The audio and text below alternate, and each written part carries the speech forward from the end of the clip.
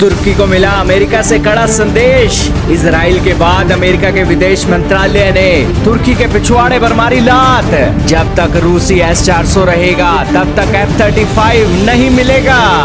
जी हाँ दोस्तों, अमेरिका के अंदर अमेरिका के राष्ट्रपति से ज्यादा इजराइल की चलती है। ये बात की पुष्टि आपको तब हो जाएगी जब दोस्तों अमेरिका का राष्ट्रपति किसी देश के दौरे पर जाकर आता है, उसके राष्ट्रपति के साथ समझौते करके आता है, लेकिन फिर वापस अपने देश में आता है तो अमेरिका बदली और बहकी बातें करता हुआ नजर आता है। दोस्तों आपने देखा अमेरिका के राष्ट्रपति एक तुर्की गए और तुर्की को वादा करके आए कि आपको F-35 प्रोग्राम में वापस लेंगे। ये वादा मीडिया के अंदर उन्होंने किया और कहा कि आपके ऊपर काटसा सैंक्शन भी हटाएंगे।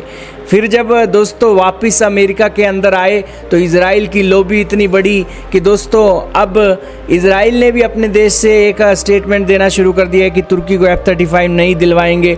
और अब अमेरिका का स्टेट डिपार्टमेंट आया है, विदेश मंत्रालय आया है और उसने कहा है कि तुर्की लीगल रिक्वायरमेंट को मीट नहीं कर पा रहा है और इसीलिए उसे F-35 नहीं मिलेगा। आपके सामने नवभारत टाइम का आर्टिकल चल रहा है जिसके अंदर इस न्यूज़ की पुष्टि की जा रही है कि अमेरिका को तुर्की का कड़ा संदेश, जब तक रूसी S-400 रहेगा तब तक नहीं मिलेंगे F-35 लड़ाकू विमान। दोस्तों इससे पहले अमेरिका ने सऊदी अरब को कहा कि तुम्हें परमाणु कार्यक्रम के अंदर हम एंट्री दे सकते हैं।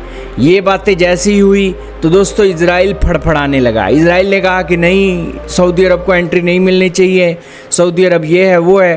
तो दोस्तों अमेरिका भी पलट गया। अमेरिका कहने लगा कि जब तक आप इजराइल को मान्यता नहीं देते सऊदी अरब, तब तक आपको परमाणु कार्यक्रम में एंट्री नहीं देंगे। तो यहाँ पर दोस्तों सऊदी अरब का भी सुपड़ा साफ कर दिया। कहने का मतलब इतना ही है कि यहाँ पर अमेरिका के अंदर अमेरिका से ज़्यादा इजराइल की चलती है। और इसी बीच दोस्तों रूसी S-400 को लेकर तुर्की और अमेरिका फिर से आमने सामने आ गए हैं। आइए जानते हैं अमेरिका के स्टेट डिपार्टमेंट ने क्या कहा।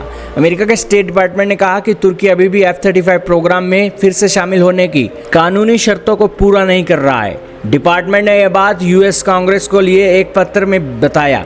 इसे तुर्की के लिए बड़ा झटका माना जा रहा है। अमेरिकी राष्ट्रपति ट्रंप के आश्वासन के बाद F-35 जेट का इंतजार कर रहा तुर्की अब अमेरिका के कहने पर रूसी S-400 मिसाइल सिस्टम को बेचने की तैयारी कर रहा है। लेकिन इसको बेचने के लिए दोस्तों उसे रूस की मंजूरी लेनी होगी। इसके अलावा अमेरिका ने तुर्की के हथियार उद्योग पर भी काटसा कानून के तहत प्रतिबंध लगा रखा है। वो काटसा भी अभी हटा नहीं है। तो यहाँ पर अमेरिका के स्टेट डिपार्टमेंट विदेश मंत्रालय ने साफ कर दिया है कि जब तक तुर्की अमेरिकी कानून का पालन नहीं करता तब तक उसे कोई भी F-35 विमान सौंपा नहीं जाएगा। अमेरिका ने तो तुर्की के सामने यहाँ तक कह दिया कि F-35 को पाने के लिए रूसी S-400 का एक भी पुर्जा उसके देश में नहीं होना चाहिए। तुर्की को यह भरोसा दिलाना होगा कि वह दोबारा रूसी एयर डिफेंस सिस्टम नहीं खरीदेगा और बाकी सभी कानूनी सर्टिफिकेशन शर्तों को पूरा करेगा। अमेरिकी शर्तों को दोस्तों तुर्की पूरा नहीं कर पा रहा है। तुर्की ने अभी तक इन शर्तों को पूरा नहीं किया है। डिपार्टमेंट ने आगे कहा कि S-400 मुद्दे को सुलझाने के मकसद से की जाने वाली कोई भी प्रक्रिया पारदर्शी, कानूनी और हमारे राष्ट्रीय सुरक्षा हितों के अनुरूप होनी चाहिए। अंकारा में राष्ट्रपति ट्रंप और तुर्की के राष्ट्रपति के बीच हुई द्विपक्षीय बैठक का जिक्र करते हुए पत्र में कहा गया कि वाशिंगटन S-400 मुद्दे को सुलझाने के लिए अंकारा के साथ बातचीत जारी रखेगा, साथ ही नाटो सहयोग को भी मजबूत करेगा। यानी कि तुर्की के लिए सिर्फ इतनी ही डील है कि तुर्की के साथ बातचीत हो सकती है, बाकी लेना देना कुछ नहीं है और F-35 के मामले में कोई भी बात यहाँ पर नहीं है। क्योंकि दोस्तों तुर्की ने विश्वास तोड़ा है और विश्वास तोड़ने के चलते दोस्तों विश्वास को दोबारा जनरेट करना अमेरिका में खाला जी का वाड़ा नहीं है। 3600 खस्म बनाने पड़ते हैं और 3600 खस्मों को राजी करना पड़ता है, फिर जाकर दोस्तों अमेरिका में विश्वास बनता है। इसीलिए दोस्तों तुर्की के लिए ये F-35 लड़ाकू विमान दोस्तों दूर के ढोल सुहाने जैसा ही है और इसीलिए तुर्की F-35 लड़ाकू विमान को भूल जाए तो ही अच्छा होगा। नहीं तो दोस्तों खस्मों को राजी कर करके दोस्तों तुर्की की हालात बुरी हो जाएगी। आपका क्या मानना है कमेंट सेक्शन में बताइएगा।